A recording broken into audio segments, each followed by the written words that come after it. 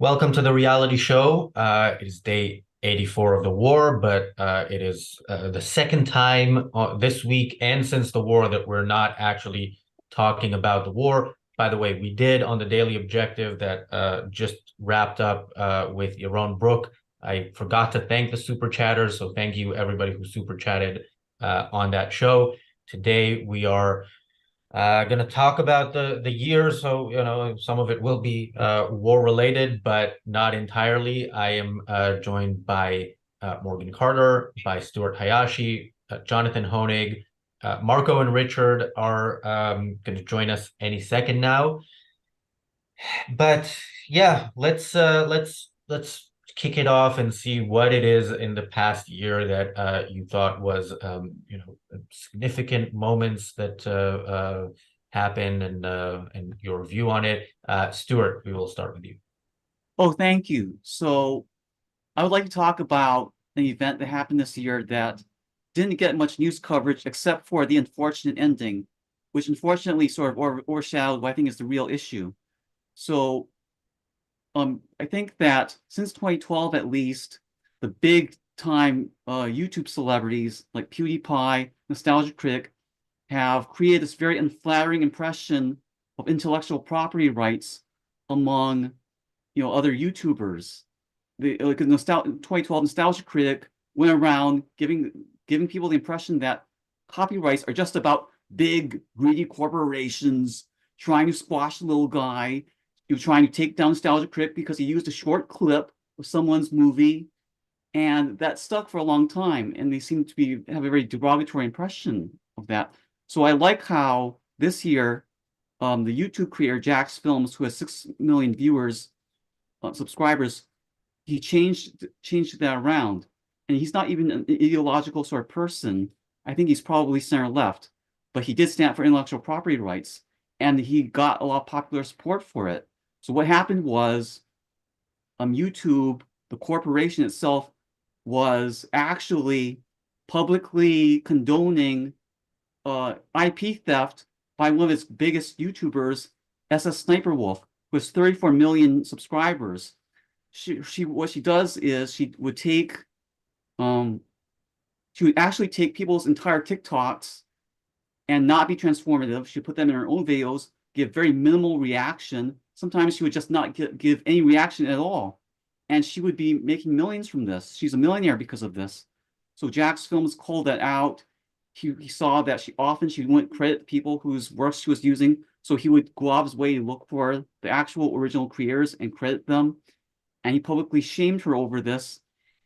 And I was so astonished. Finally, all these other people on YouTube finally came to see that actually intellectual property rights protects the little guy from the big one. It's a complete reversal of the false narrative created by Nostalgia Critic. But unfortunately, what made the big headlines was SS Sniper Wolf got so mad, she wanted revenge on him. She tracked down Jax Films, went to his whole house, and in front of her 6 million Instagram followers, she actually put the exterior of his house for everyone to see, so that a crazed fan, could come after him. And that made a lot of news. It was number one. I think it was a big trending topic on Twitter, and I was in mainstream periodicals like Business Insider, and of course, YouTube corporate only gave her a slap on the wrist, unfortunately. So I think that's why people will remember this. But instead, I want people to focus on finally we see the importance of intellectual property rights, and it protects everyone. I'll just say, I mean, it's a great, I think, as you said, Stu, didn't get a lot of coverage, but it reminds me very much of what happened like in the early days of music sharing online when bands like Metallica took on Napster, and they were seeing as, oh, the big evil corporations with their intellectual property rights. Why can't we just share whatever, music we want? Well, the protection of those rights, how many new artists are able to earn a living and have their rights shared and bought because of exactly those IP rights? So I'm glad that younger generations are starting to understand a bit about intellectual property as property and maybe avail themselves to Miss Rand's work on that issue as well. Yeah, I remember as a teenager watching the MTV Video Music Awards, and Lars from Metallica was actually booed because of his fight against Napster, which was a way of really stealing music. And by the way, longtime viewers of this show who also listened to our Clubhouse back when we did Clubhouse will remember that when we had the weekly objective, Jonathan would open up the show with a song. The reason Jonathan doesn't sing at the beginning of shows here is because we would get sued for a copyright violation. So that's By unfortunately the listener, sure. perhaps. Although I think that was part of it was one of the best parts of the show. Morgan.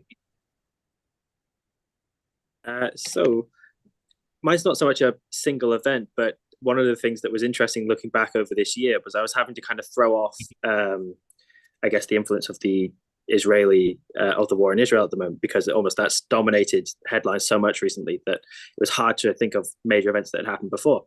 But given that was a war, in a sense, I was looking up how many conflicts have there been this year. And actually, there's been a huge amount of wars in a way that feels not very typical. And there's been a huge number of military coups, for example. So just in Africa, there were 7 military coups this year, which I think from a Western perspective, I think some people perhaps in a slightly derogatory way might think, oh, Africa, there's military coups all the time. 7 in a year is a lot. And there's a huge number, and as I said, there's a huge number of wars. So the Ukraine war is obviously continuing. And what we're seeing is a kind of stalling of support for Ukraine in the West. Just the other day, the United States approved $750 million in funding. However, that's not very much compared to what has been given before.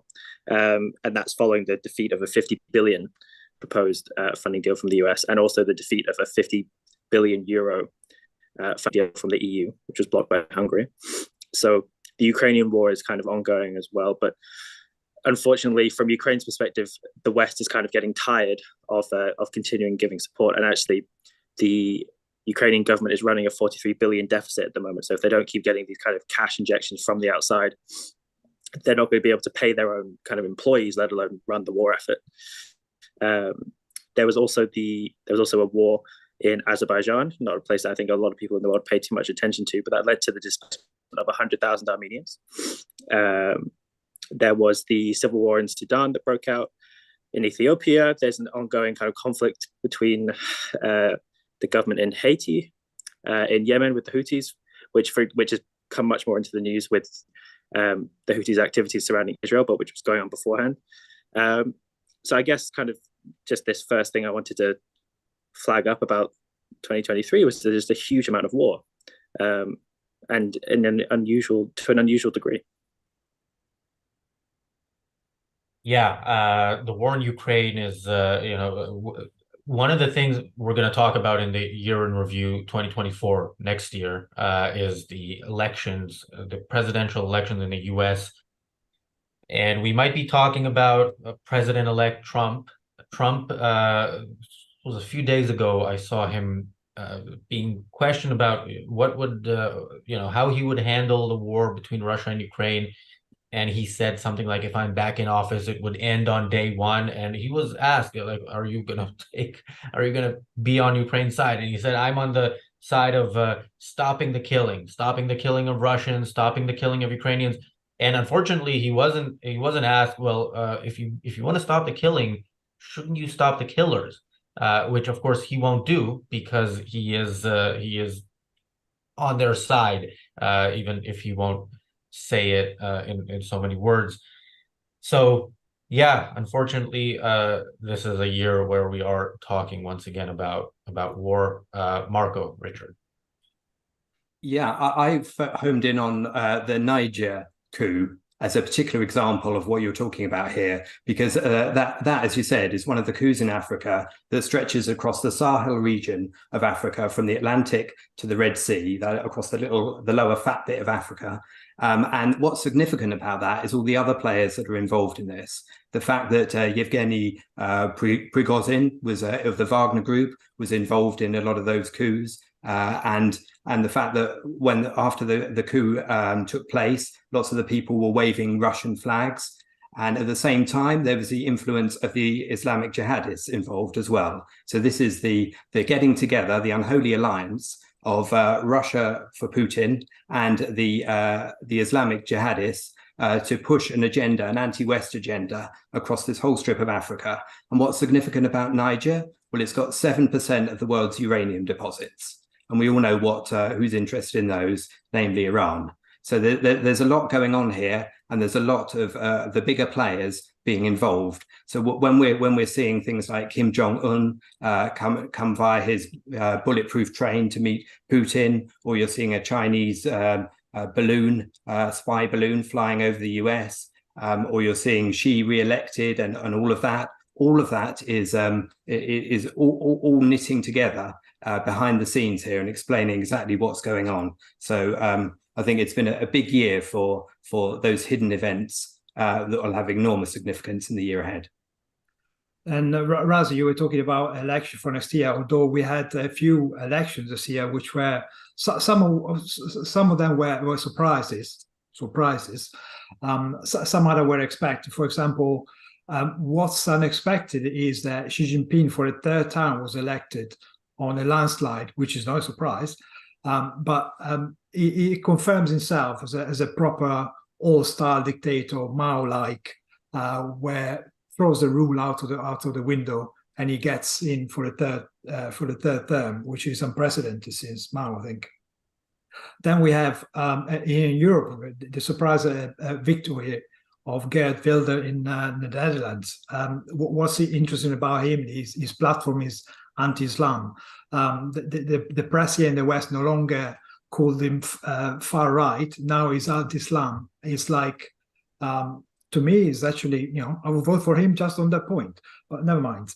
And then, of course, Argentina, we're probably going to talk about it later on. And some quirk of politics here in Europe. The Socialist Party in Spain lost the election. However, the Prime Minister, the incumbent socialist, Pedro Sanchez, managed to form a coalition by granting immunity and amnesty to the separatists from Catalonia, which were banged into prison a few years ago when they tried to create a separation of Catalonia, the southeast region around Barcelona, from the rest of Spain.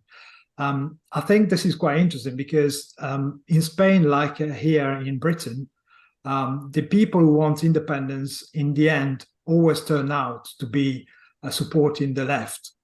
Just look at Scotland here, for example. They are super massive lefties. Yeah, Spain, Spain is their government is massively pro-Palestinian, so it's not that much of a surprise that they're a failed state.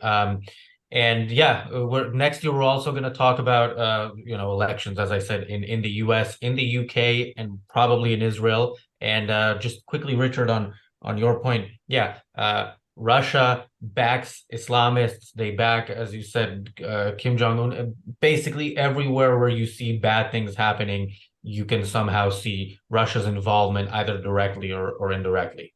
Jonathan. Yeah.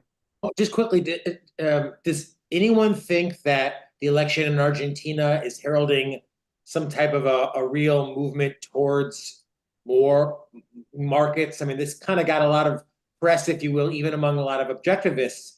Is anyone want to kind of jump in as think that this was a real seminal event this year that will mark any type of a real legitimate turning point? We had that kind of experiment last year with Liz Truss in Britain, and everyone, the markets, the IMF, every institution under the sun turned against her because she was a bit too liberal. We don't like that. It's gonna show up that socialism does work if you go down that route.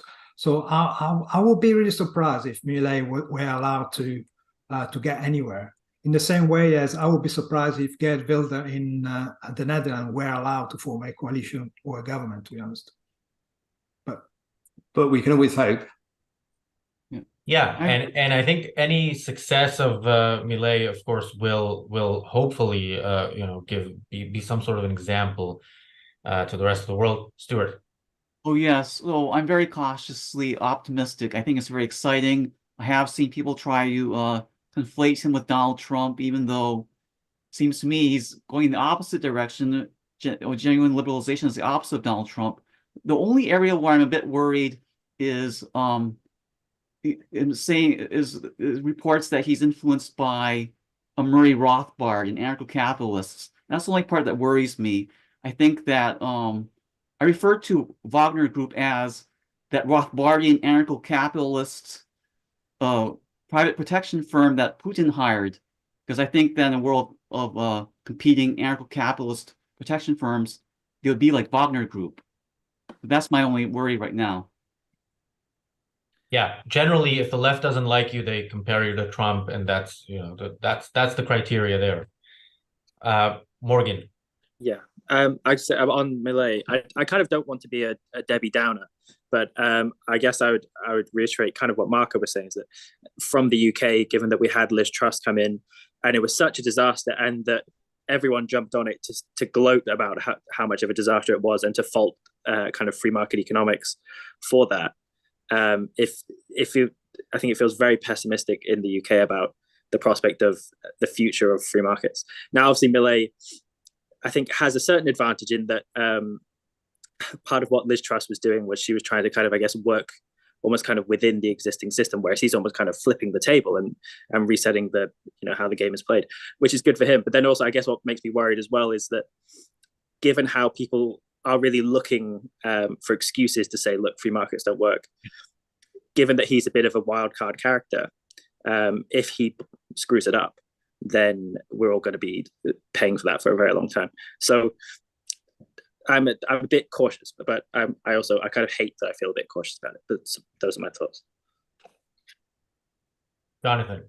I just want to mention, for what it's worth, there's an Argentinian stock, index that trades here in the United States. It's up 55% this year, even doing better than the NASDAQ. So, hopefully they can see some progress in some of these economic reforms, and ideally some progress can be made.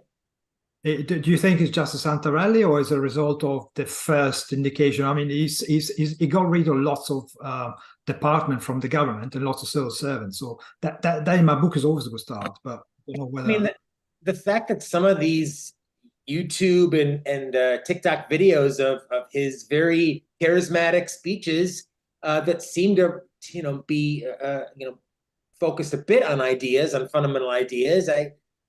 Like Stuart, I'm very cautious, but I'm very optimistic that at least some politician out there can be held up as an example of something economically positive to do. I know the headline will say, if he is ousted at any point, afuera. Yeah, that has become a sort of slogan, and I'm sure it can be used against him. Thank you, Robert Naser, for the generous super chat. He says, Milei will rock Argentina hard. No, he won't turn it into a capitalist paradise, but his impact will be seismic. Yes, for better and for worse, and I'll take that any day and twice on Sundays versus the alternative. Fair enough.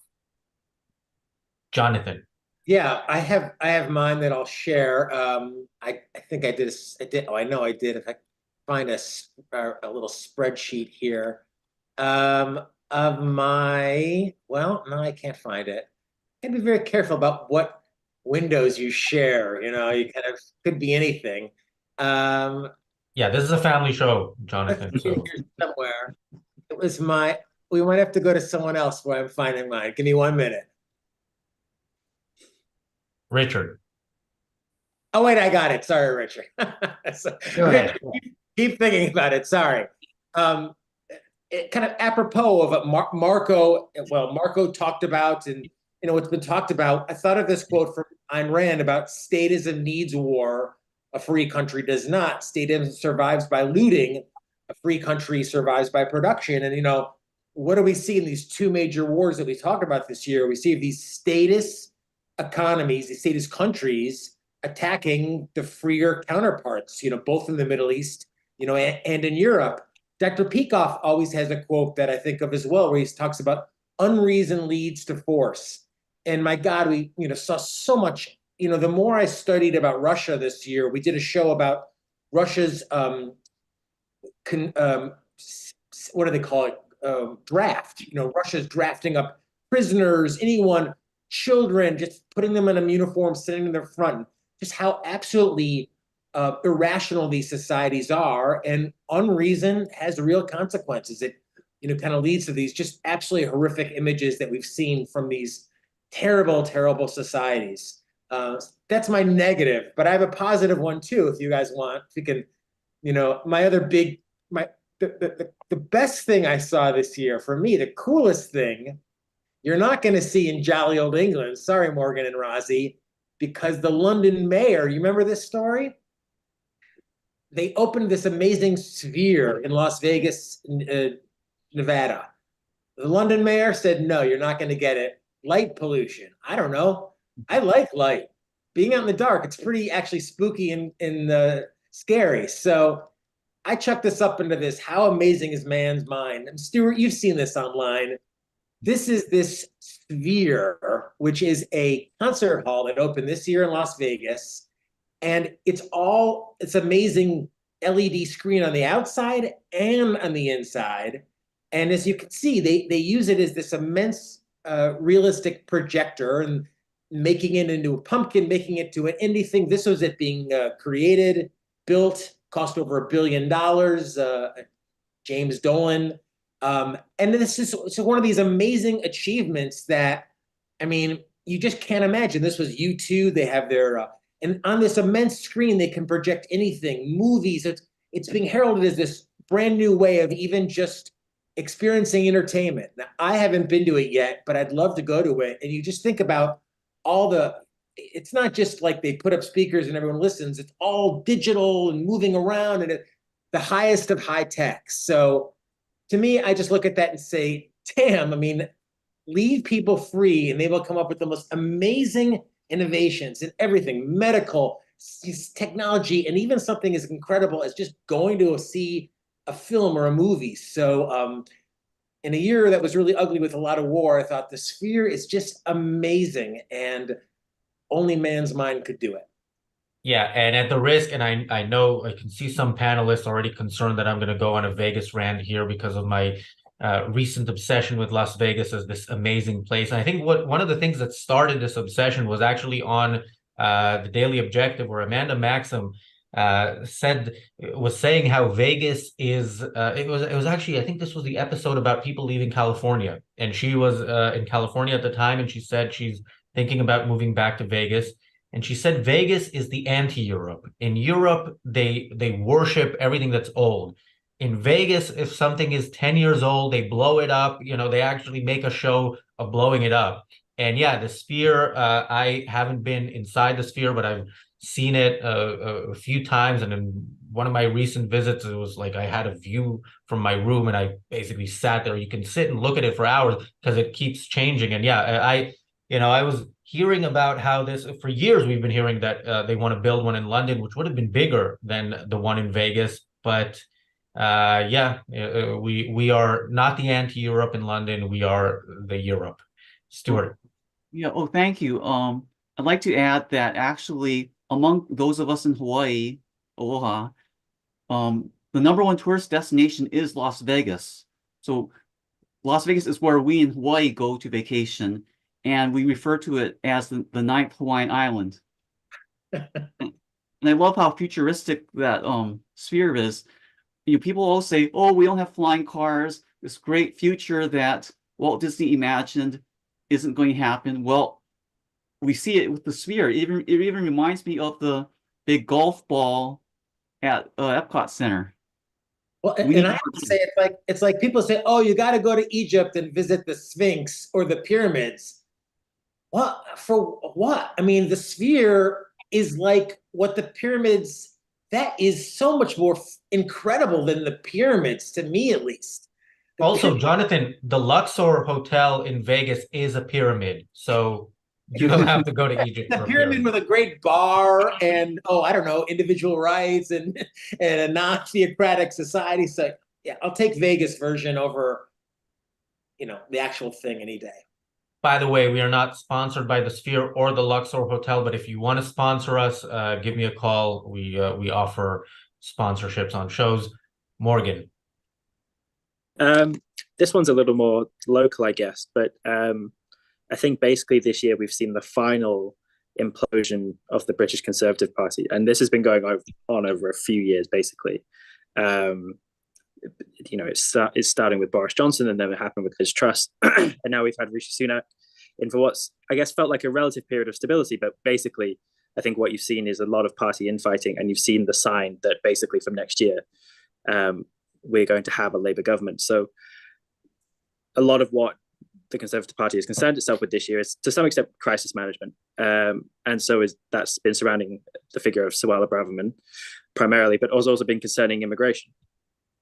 Immigration is a big issue in the UK generally. It's like a big voter issue. And the Conservative Party, year on year, since it came into power in 2010, has been promising to get net migration down into about the tens of thousands, whereas actually I think it's higher than ever. I'm trying to remember what the figure is now, but it's hundreds of thousands a year as the net migration into the UK. And all of the major parties want to treat that as an issue which they can solve, and yet consistently the Conservative Party has failed to do that. And so they've made a number of moves to kind of show that they're doing something about it, whereas they actually aren't. So that one of the big things that's been in the news is the Rwanda plan. So, and that's to do with a thing called the small boats crisis. So there's a large number of people being basically smuggled across the English Channel from France and have been landing on the southern shores of the UK to just basically enter the country. And that's obviously illegal migration. And the government under Boris Johnson proposed a plan to deport these people to Rwanda. And the people who are coming across in the boats, it's the numbers are in a few thousands. So it's actually a very small percentage of the total migration that's coming into the UK. But the government is making big efforts to show that they're being tough on migration, and they're going to send these people to Rwanda, even though the Supreme Court, I think, has blocked them doing it. And all of this is basically a party that's in panic, that wants to seem like it's doing a lot of stuff, whereas actually I think they've run out of a lot of ideas. They're trying to seem dynamic. So when they threw out Suella Braverman, they promoted James Cleverly, who was the foreign secretary, into her role as home secretary, and they brought back David Cameron to seem like a kind of party grandee big hitter. And basically they're completely running out of ideas. And indeed, we actually saw something which should have been more controversial than it was, which was when the Prime Minister cancelled a meeting with the Greek government over the return of the Parthenon marbles. The King, King Charles, actually made a display of support for the Greek government in a way that's actually, I think, basically unconstitutional. Nobody wanted to raise that issue. So even the King is actually opposing his own government at this point on relatively minor things. But in principle, that's a big constitutional issue. So basically, all of that I'm suggesting is going to sum up to the implosion of the Conservative Party. And next year, we'll have Prime Minister Keir Starmer, in all likelihood. Yeah, thanks for the optimism, although I don't know. Again, the Conservatives deserve to lose, but the alternative is frightening as well. Thank you, Stephen Harper, and thank you, John Was, for your super chat. Marco. Well, I have a positive news as well, but before I go there, I want to talk about how here in Europe we discovered I think what's going to be the direction of travel, starting from the celebration of Hamas savagery across the streets of London and across the rest of Europe. We then have had a few Islamic attacks, and people are coming up to the realization that we have allowed a certain section of the population to effectively create a state within the state. We're gonna find, I think, very soon that there is a clash of civilization going on in our streets. We've seen it raising its ugly head slightly, but I think in the future this kind of bullying going on from one side of the population rest of the next is going to lead to not very pleasant confrontations. But hopefully, the result of the election in the Netherlands is not going to be the direction of travel of the rest of Europe, although the movement is definitely towards the right because of the excessive immigration and because of the failure to integrate the people coming into Europe. But to go back to my new positive news, this year we've seen a sample from an asteroid coming back to Earth, we've been, well, I wish I were involved. So NASA have been able to send a probe onto an asteroid, Bennu, and collect a sample and return it on Earth. And this is like sci-fi coming true. And it's just makes you smile from year to year. Incredible. Richard. For my positive news, I want to hold up a candle for the hope that that sphere will still turn up in London. It's not too far from the site of it in the old Olympic Park of 2012. It's not too far from where we're sitting now. And the mayor that's blocked it is up for election in May, and everybody hates him, except possibly for the Islamist bloc that may well vote for him, but that may not be enough to save him, because he's properly anti-car. He's introduced all sorts of measures that have set motorists against him for having to pay £12.50 a day every time you use an older car in London. So he may well lose that job. And the replacement, if that does happen, is a complete nobody on the Conservative side. But sometimes a complete nobody is exactly what you want. And maybe that's the case right now. And there's also the chance that the government may actually overturn the mayor's decision. So let's hope that sphere is not dead in the water quite yet. That's at least what I'm hoping. As for Morgan's point about King Charles III, I mean, that leads me to one of the things I was going to mention, which is the great big meh of the year, which was the coronation.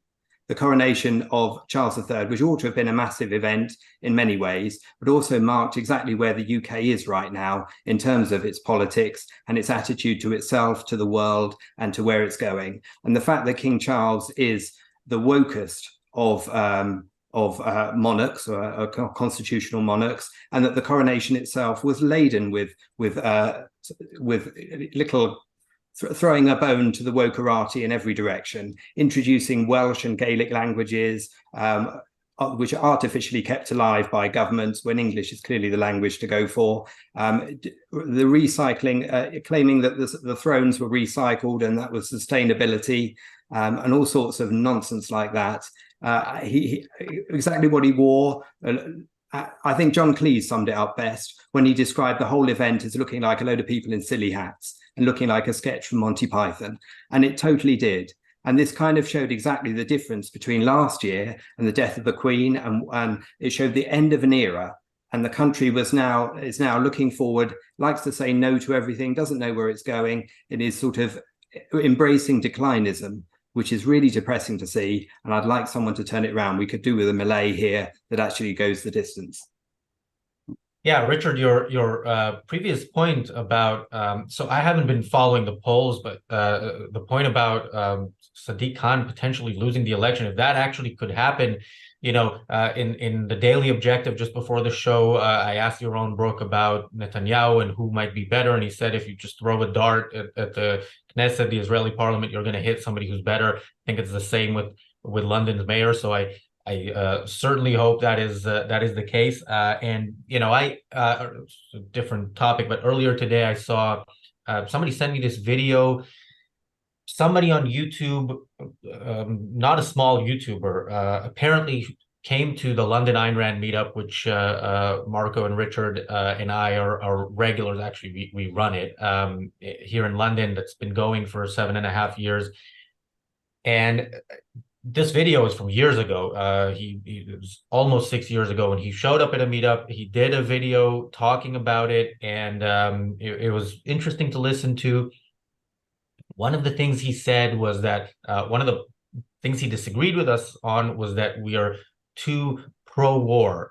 He said people were too pro-war there, and I also saw somebody in the chat here saying that I'm bloodthirsty or something like that, and wanting to cancel me from the channel. By the way, this channel is my property, so chances are that's going to be a bit difficult. Although if Labour does win the election, who knows, maybe property rights will also go out the window and you could get your wish. But I want to make it clear, I'm not pro-war. I wish there were no wars. I am just pro, if there is a war, the West winning and fighting to win.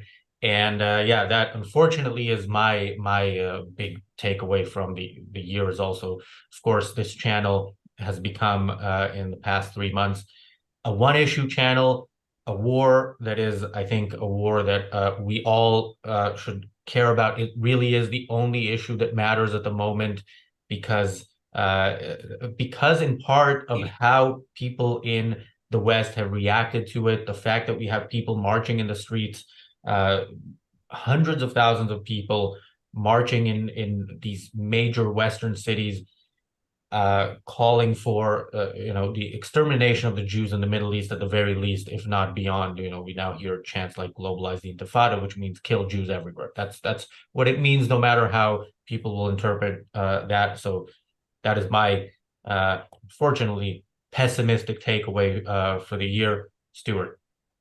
Oh, yeah. Well, I wanted to ask, since I'm American and there's so many Brits here, I wanted to ask, since you brought up the royal family, would it be so bad if there was no such institution as the royal family? Because I get this impression, even though the royal family is so rich, I think they're billionaires. But I also learned of this when I was reading about Grace Kelly, because I like her as an actress. But the idea is that once Grace Kelly became a princess, her life didn't belong to her anymore. And it seems that that same attitude pervades the royal family, where there are many things I think about Prince Harry and Meghan that are silly, but I get the impression that people in the royal family do think, well, who are these people who think they own their own lives? No, you belong to the British people. So I wanted to ask you, would it be so bad if there was no royal family institution? It certainly wouldn't. It would be a great thing at this point. And I think what marks out the difference between Charles and Elizabeth is that the only decent argument, or semi-decent argument, for a monarchy was the fact that you had a head of state that was above politics and was able to represent the country without being so bogged down in politics. Whereas now you've got Charles, who's at COP28. He's promoting the environment all the time. He's talking about different faiths all the time. In his Christmas message, he was giving the message with a living Christmas tree, not a dead one that had been chopped down, to make a point. He was talking about all the faiths and all the values of Muslim values and Christian values, instead of being the head of the Christian church. Now, obviously, I'm not religious, none of us are here, but the relevant thing is he's driving faith all the time, and there's no place for reason, and there's no place for the monarchy anymore. What the Queen Elizabeth era ought to have marked was the end of all that. And so I can only hope that we can move forward. And the only thing I don't want is a President Macron.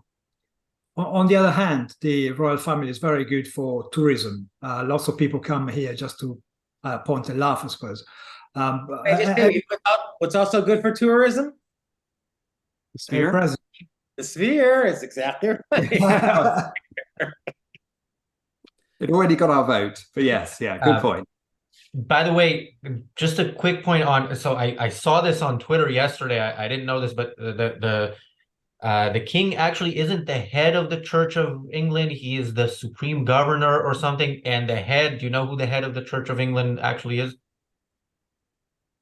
Anybody want to guess? Is it Henry VIII? It's Jesus. Oh, there you go.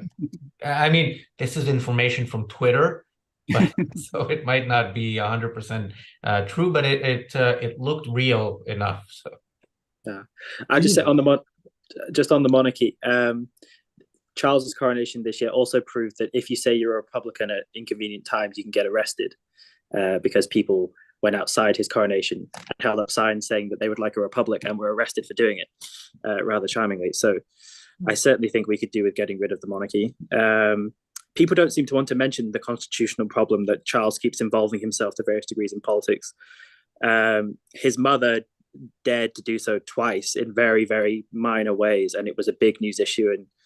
And yet with Charles, people seemed less interested in bringing up that problem. I think the main thing that, in all likelihood, Charles, or perhaps even his son, could well be the last monarchs of England.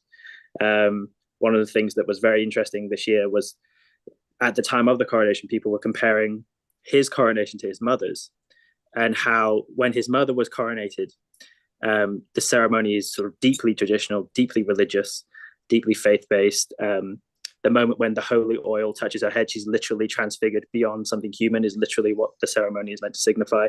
And the country in 1952 was very much accepting of that kind of idea, whereas now, when you watched the ceremony. As Richard was saying, John Cleese said it looked like something from Monty Python. It was really strange and ridiculous to watch Charles walk around in these strange pajamas, and for people to be marching around with swords. Like, Britain still likes its traditions, but London's a very modern city, and to have this kind of strange religious mystical ceremony where Charles supposedly on TV was transfigured into something more than human, it's really strange. So it's a kind of tradition I can't see lasting more than one more generation, maybe two. So I suspect it won't stay around for too much longer. Maybe Yeah, 2024. and if it's good for tourism, privatize the royal family, have them be like a thing that, a money-making operation, although people claim that it is, but it doesn't matter. As long as it's part of the state, it's a problem.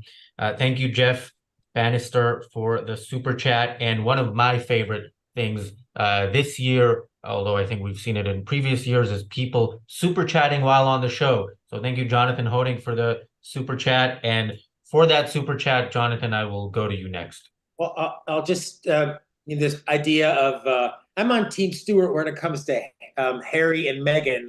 What is the old saying about the famous economist? Was it Milton Friedman? And they said, "What would you do if we made you dictator?" And what did he say he'd do? Well, that was me. He said, "If I was made king of the world, I would abdicate." So I respect on that level. It was Mises. It wasn't Milton Friedman. It was Mises. It was Mises. Jesus. I do appreciate on some level that Harry, gave it up. I think there's something about that, Morgan, to maybe your point, that he is participating in dismantling, and Razi, to your point, like, sell it, make it like Barnum and Bagel's, Barnum and Bailey Circus now, or something. Like, give each Britain like a share of an enterprise, let them sell it, privatize the royal family. I mean, this could be something really, be a tremendous money-making opportunity. And I'll just, the last thing I'll contribute, Raji, is your point about the importance of talking about the war, emphasizing that the war was started by Hamas against Israel. And it just reminds me of what Rand's comment always, Rand, to my knowledge, never identified herself as Jewish other than in times that she faced anti-Semitism. And so, Razi, to your point, with so much disgusting anti-Semitism, just another form of collectivism on full display, online, offline, everywhere.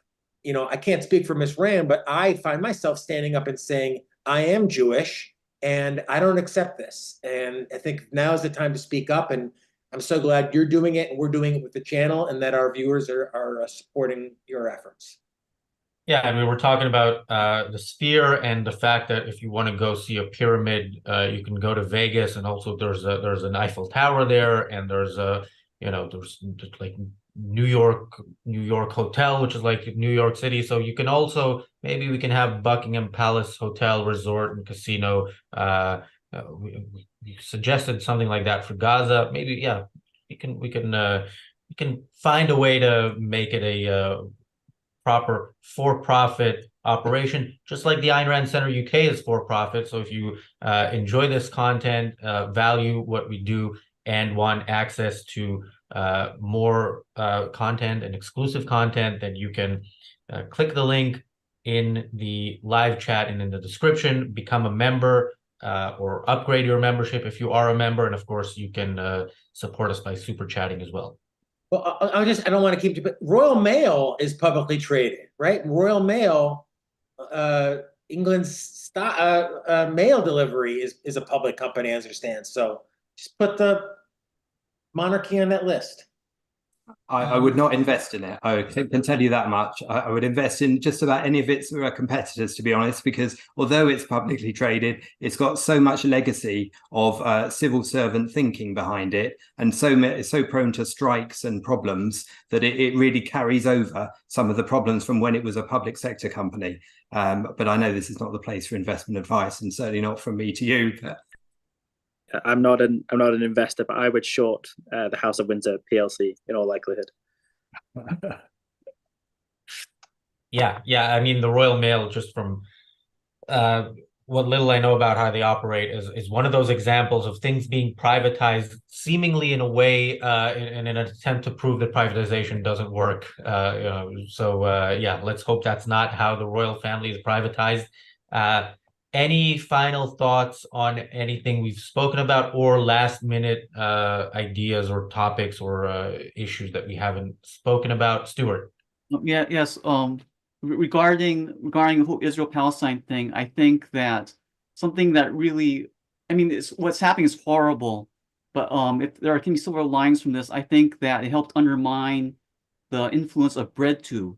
I think BreadTube, all the far left Noam Chomsky type talking heads on YouTube have been the dominant ideological influence over Generation Z for the past several years.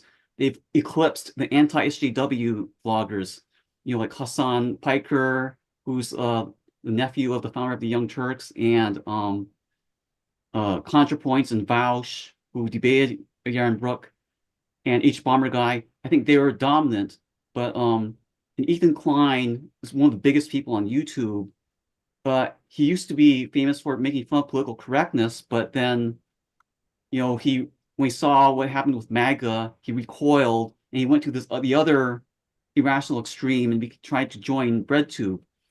And he did co-host a show with Hassan Piker, but then he saw all the anti-Semitism and he just couldn't take it anymore. And I think that's for the best, at least good for Ethan Klein, that he's seeing the truth. He noticed one of the members of BreadTube tweeted, well, we leftists have been saying we wanted a violent revolution in the United States all these years. And all these people said they agreed with us. But then when they see Hamas attacking Israel, the colonizers, they recoil. Well, what gives? And what she says horrible, but I think she is taking this whole violent revolution against the capitalists thing to its logical conclusion. And Ethan Klein, a light bulb went off for Ethan Klein, and he said, if that's what BreadTube is about, I don't want it. So I hope that people follow his lead in seeing the truth, not being so brainwashed by BreadTube. And a quick note, I think BreadTube is very influential among Generation Z because of its video essays, where they're like glorified speeches, but there's sort of fancy editing. And I think that objectivism can be a lot more influential, especially among Generation Z, with more video essays. What do you think? I hope so. I mean, the war, I'm not going to say this is a positive of the war, but, the Ayn Rand Center UK's YouTube channel in the past week has been doing well in viewership, not well enough to actually, change the culture, but it's movement in the right direction. And yeah, the so many aspects of the left have been so insane for so long that at some point you would think it has to implode, and unfortunately it has to be something this horrible where but still, is this the moment? I hope so. I don't know, but I am the pessimistic one on this channel. So Morgan. I hadn't thought about BreadTube. That's an interesting point. I agree with you that I think video essays are a good way to kind of grab people. I think, unfortunately, a lot of the opposition to BreadTube that existed for a number of years surrounded Sargon of Akkad, and when he kind of tanked his career, he was a kind of focal point for a lot of that opposition. And when he tanked, it kind of left a bit of a gap, which I don't think really has been filled. So yeah, I think you may have a point. In terms of final things to mention, although the protests in Iran started last year, which seems to be a few of the things I mentioned started last year, they continued into this year. And I think they were a major event, which can't really be overlooked, and even continued even till October. Of course, the protest started with the death of Mahsa Amini, who was, I think it was killed by the morality police for not wearing a hijab. In October, there was a girl on the metro who was killed likewise for not wearing a hijab. So it's a kind of an issue that's still going on. And even though the momentum of the protest has stalled a little bit, the fact that they're happening at all is, of course, a kind of a major blow to the Iranian government, who is looking increasingly isolated and antiquated and not with kind of the iron grip over its population that it used to. So hopefully what we're seeing to some extent is the unraveling of the Iranian regime. And hopefully maybe that's something we'll see in 2024. Yeah. And, when we talk on this channel about the war, and we talk about the Palestinian people being the enemy of Israel, Iran is the one place in the Middle East where the West actually will have allies if we go to war with them. And yeah, let's hope that regime is soon gone, and that'll be the main story in the year in review of next year. Richard. I think one of the things I want to mention, which does again look backwards, but is really telling about what we're finding out now, is the whole COVID inquiry and lockdown files that have come to light this year, which have explained in more detail what went on behind the scenes in the past few years when we were all shut up in our homes. Now, the lockdown inquiry is the most expensive inquiry in UK history. It seems to have been an absolute joke. They seem to have decided from day one that they were going to conclude that we should have locked down harder and faster and sooner. And even on day one, they said it was Brexit's fault because the government was distracted by Brexit, as everything is for the establishment. However, it was the lockdown files that, for me, really cast a light on what was going on, because it showed that this was leaked bunch of WhatsApps from the health secretary at the time, showing the discussions that were going on behind the scenes, including in the Christmas when we were all, when Christmas was cancelled for everyone in the UK and we were all shut in our homes. One of the key things that emerged was that we were shut in our homes because they were trying to save the NHS, to save our health service, because it was supposedly right at the brink of being able to cope. And at the same time, these messages revealed that we were offering intensive care beds or they were considering offering intensive care beds to France in the numbers of hundreds of intensive care beds if France needed it at the time. So not only was the NHS not at the brink of collapse, we had plenty of spare beds in intensive care units, but we were offering them to France at the same time, and everybody was kept in their homes under what was essentially, seems to be to me, a false pretense. And I think that is truly shocking, and that exposes the real disillusionment with all of the politicians and everything we've been fed over the past few years. Yeah, and in response to the people who say we are pro-war, I'd like to remind them that war is waged by states. Individuals don't declare war to each other. Individuals have got their own interest to collaborate with each other in order to make their life better. Individuals produce AI, which came of age this year, incidentally.